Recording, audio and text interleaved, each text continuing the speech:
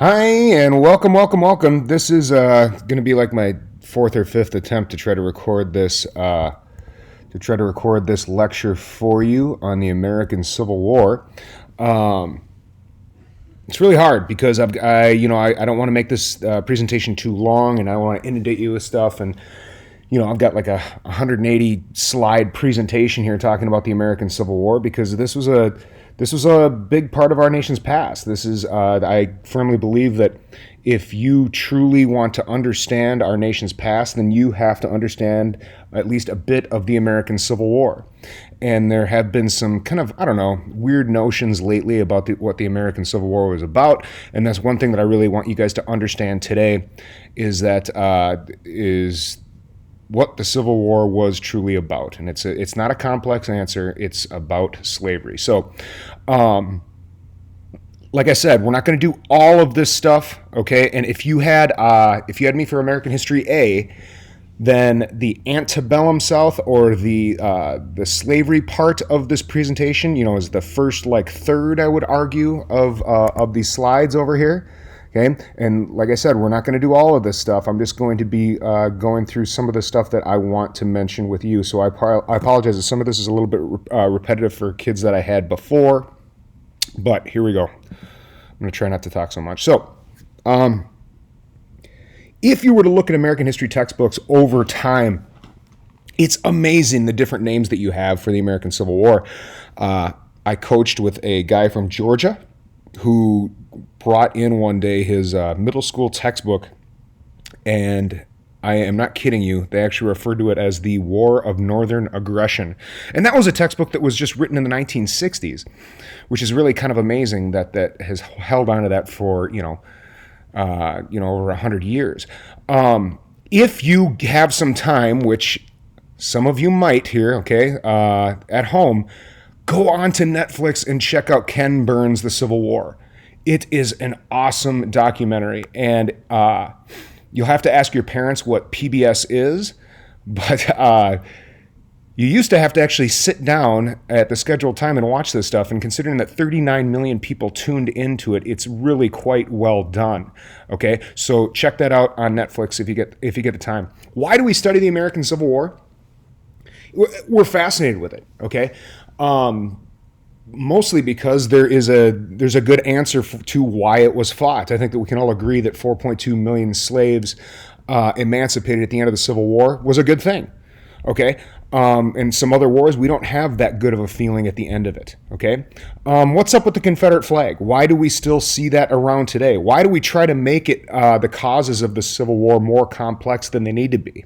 And why do we hold this war with such high regard? Hopefully we'll be able to answer those things today.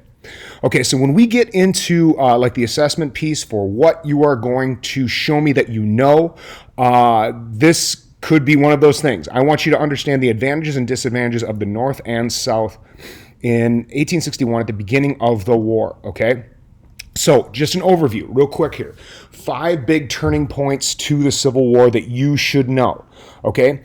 Antietam was a bit of an early one, okay? That was an earlier battle, okay? And that kind of led to Lincoln wanting to emancipate the slaves, okay? And we'll get into that here in a bit. Gettysburg was a big turning point in the war. It brought the war into the North. Lee was trying to knock out the North and really trying to take the war out of war-torn Virginia. The fall of Atlanta was really significant because Sherman brought total war to the people of the South, and they're still bitter about it to this day. The election of 1864, Lincoln didn't think that he was going to get reelected. He just didn't think it was going to happen. There was a political group called the Copperheads that were trying to, that were tired of the war, that wanted his reign to be over. But he did end up getting reelected in 1864, and and that was shortly after the fall of Atlanta. There, okay, so.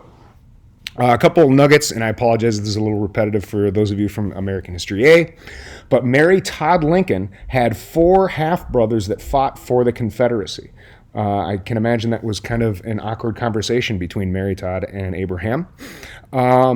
John Crittenden, a famous politician of the time, had one son that was a Confederate general and one son that was a Union general. I can imagine that would be pretty awkward as well. The whole point of that, folks, is that if you lived in the middle of the country, this was an awkward deal for you. It was not out of the ordinary for neighbors to be fighting neighbors, for brothers to be fighting brothers. This slide is really kind of showing you that even Thomas Jefferson in the colonial era was pointing out that there were sectional differences. Okay, sectionalism had been brewing since the colonial era. Okay, that Northerners considered themselves a little bit different than Southerners did. Okay, all right, so I'm going to skip through this part about the antebellum South. Okay, but what I want you to remember about the antebellum South is, why did the South want to latch on to slavery for so long?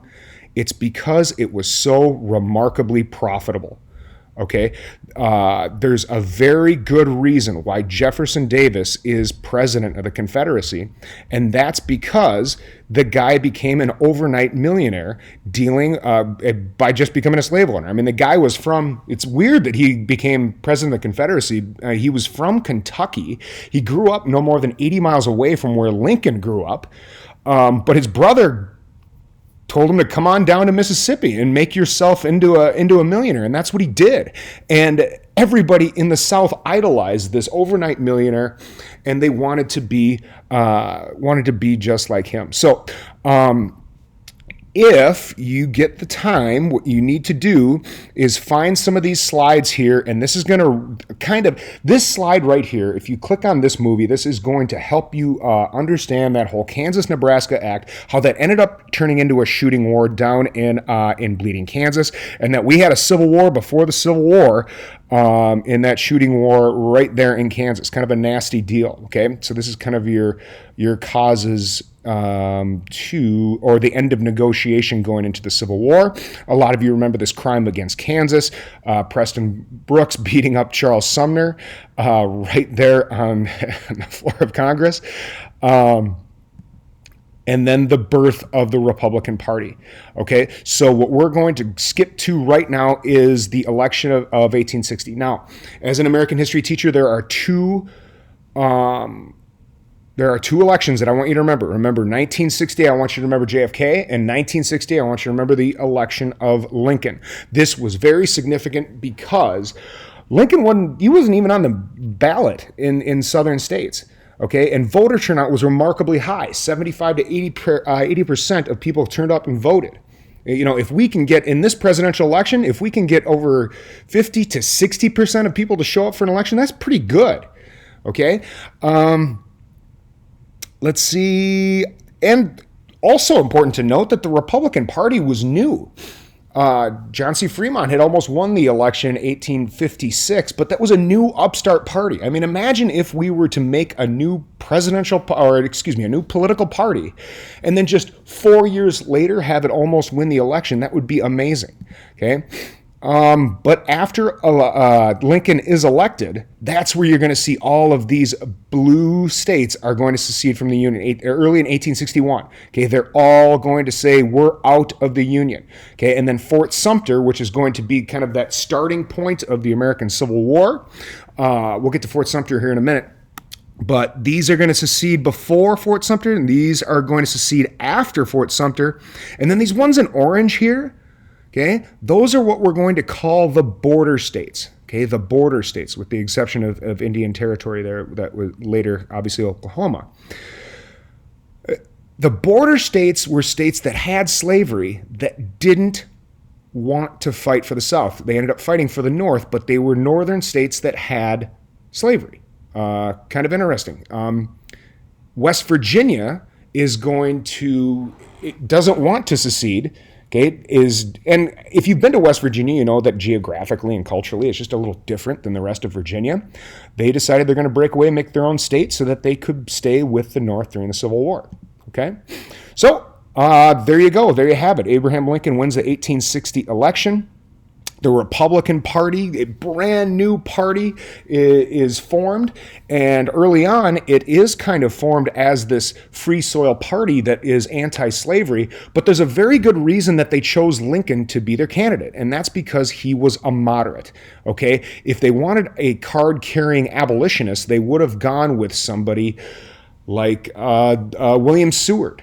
Okay? That they just didn't think that the public would...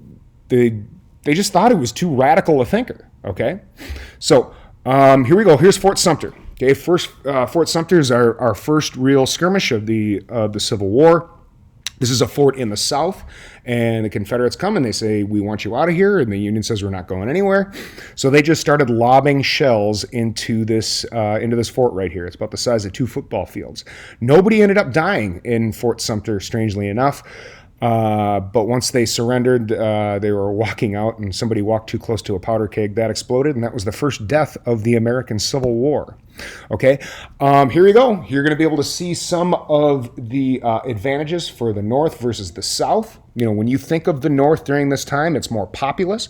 It's got more resources. It's more industrialized. It just sees more of a value to industry, whereas the South is going to latch on so hard to this old agrarian system of King Cotton because, like we learned in U.S. History A, it was so profitable, okay? People wanted cotton across the globe because it was it was just kind of not the fashion trend, but it was how people were able to make textiles remarkably more cheap. And it was remarkably profitable. I mean, look at the cotton, okay, in the South. Okay, that's a huge advantage for them. Okay, look at railroad lines in 1860. The North is valuing industrialization so much that they put all of these railroads in the North, and for the most part, they're pretty standardized. But when you look at the South, they didn't really see a value to it. And this just always amazes me that they couldn't even decide on what railroad gauge to go with. It wasn't out of the ordinary to go into take a locomotive into one side of town and have to switch on the other side because they couldn't even agree on what railroad gauges to standardize. Kind of bizarre. You'd think that would be easy to agree upon, but apparently not. This slide will help you out with resources about what people had in terms of North versus South. Okay. All right, and here you go. Here's the Union and the Confederacy. So when you see those border states there, when you see West Virginia, we talked about the differences in between those. Okay. All right. We already talked about Jefferson Davis and about why he ended up being the president of the Confederacy. It's important that we talk about Vice President Alexander Stephens, because he's pretty well known for what he called his cornerstone speech in 1860.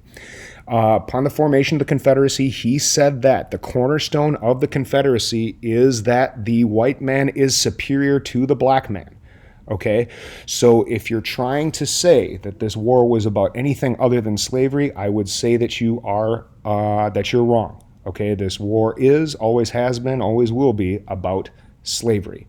Okay, now you could make an argument that later that people were trying to, after the war was over, that they were trying to make an argument that the South was pretty embarrassed and they wanted to change it to something other than slavery, and they tried to use this idea of states' rights being what the war was about.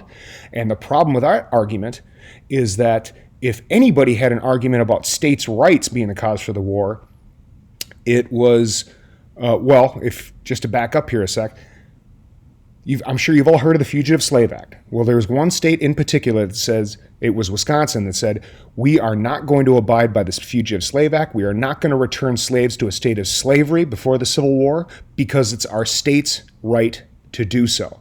So if anybody had a gripe about states' rights, it was northern states. Okay? Here we go, moving on, and I'm like I said, I'm kind of fast forwarding through a lot of this stuff, and you guys can check out these slides on your own if you'd like. The Anaconda Plan, you guys all know what an anaconda is. It kills its prey by strangling it, and that's what they wanted to do with the South. They wanted to surround it and kind of quarantine it, no pun intended, and they wanted to make sure that nothing was going in or out, and that eventually just a war of attrition would happen, much like what we talked about with the American Revolution, that war of attrition, that they would just end up quitting because they wanted to decide how much time and energy did they really want to put into this, okay? So Lincoln's generals, Winfield Scott was the master of that Anaconda Plan. George McClellan was a general for a good amount of time with it. Heavily criticized by Lincoln for not actually taking the army and engaging in battle. Ambrose Burnside, who I'm sure you can tell what he's known for there, sideburns, yes. Joseph Hooker, George Meade, McClellan again, and then our future president, Ulysses S. Grant, who is an awesome guy to contrast with Robert E. Lee. Another thing to kind of mention with these generals, which is kind of interesting, is that they all knew each other. They all went to West Point together, and they all, took classes in military tactics and all of this stuff together. And they probably knew, they could kind of guess what each other were going to do.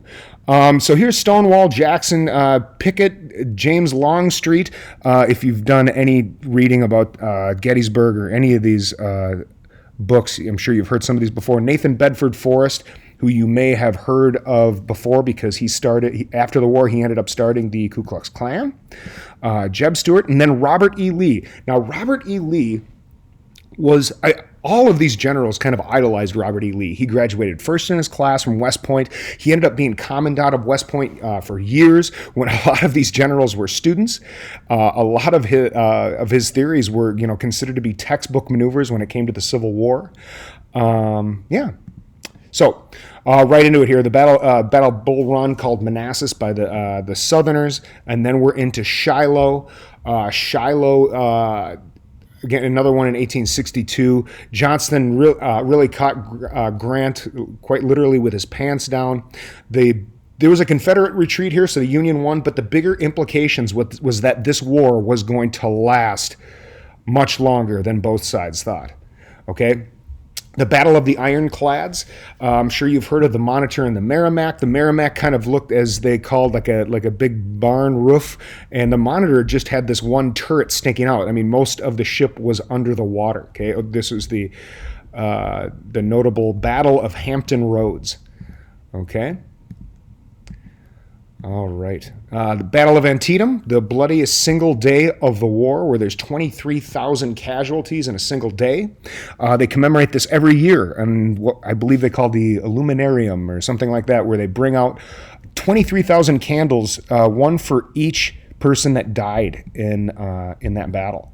Emancipation happened in 1863, and if there was ever a question before about if this was a war about slavery, it definitely is going to be after the Emancipation Proclamation.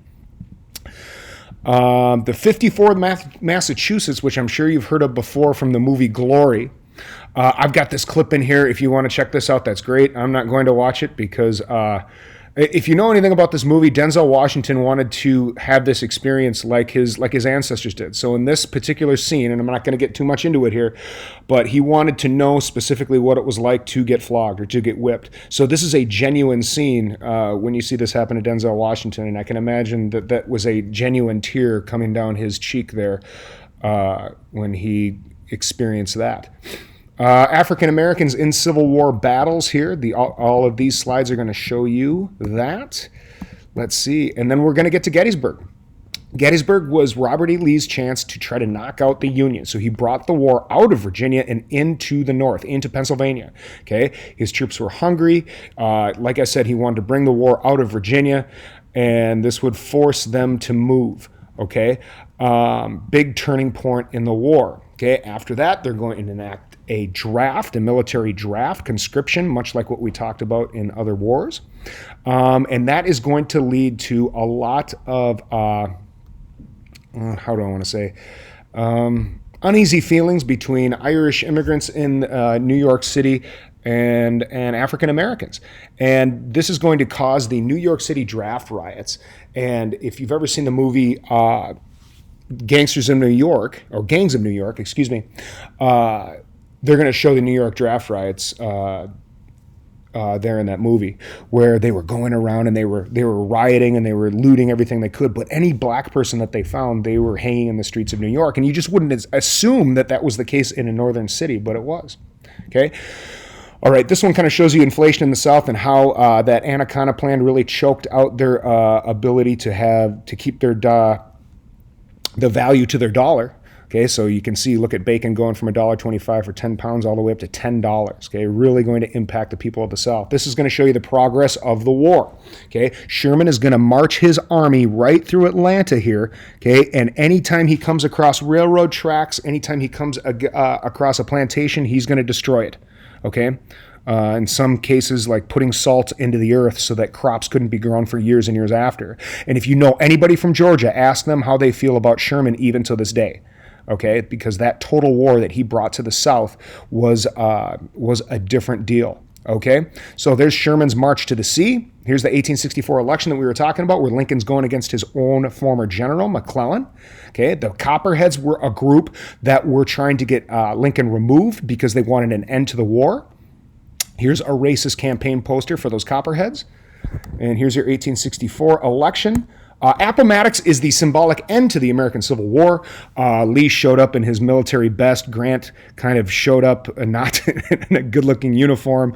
It's just an awesome juxtaposition between these two men. You know, Lee wanted to do this formal military surrender and give him his sword. Grant said, "I don't want your darn sword." Really kind of an interesting deal there. What Grant had brought to Appomattox is he brought a bunch of printing presses, and he printed thousands of pardons for all these Confederates. Because according to Lincoln, and like you remember from American History A, President Lincoln wanted Reconstruction to be fast, presidential, and lenient. He wanted it to be over. He wanted to be done as quick as possible. Okay, so they were told to get on their horses and go home. Keep your sidearms. General Lee lost his plantation.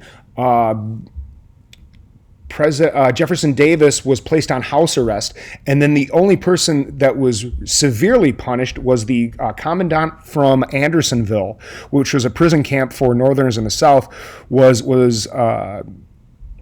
sentenced to hang. Okay, but other than that, that was it. There was really no severe punishment. Okay, Ford's Theater. This is obviously the assassination of Lincoln. You guys can check this out on your own, and I'm sure you remember a lot about that. I've got a lot of other neat slides in here, but the end of it is dealing mostly with Reconstruction. When you see these American flag background ones here, that's Reconstruction. All of these other stories that are in here are for your disposal if you want to learn more about the Civil War. This Rap Battles 1861 edition I think is kind of neat, where you can see the different songs that that both sides sang. Okay, and folks, that's about it. I want to keep this short and sweet. That's your American Civil War lecture.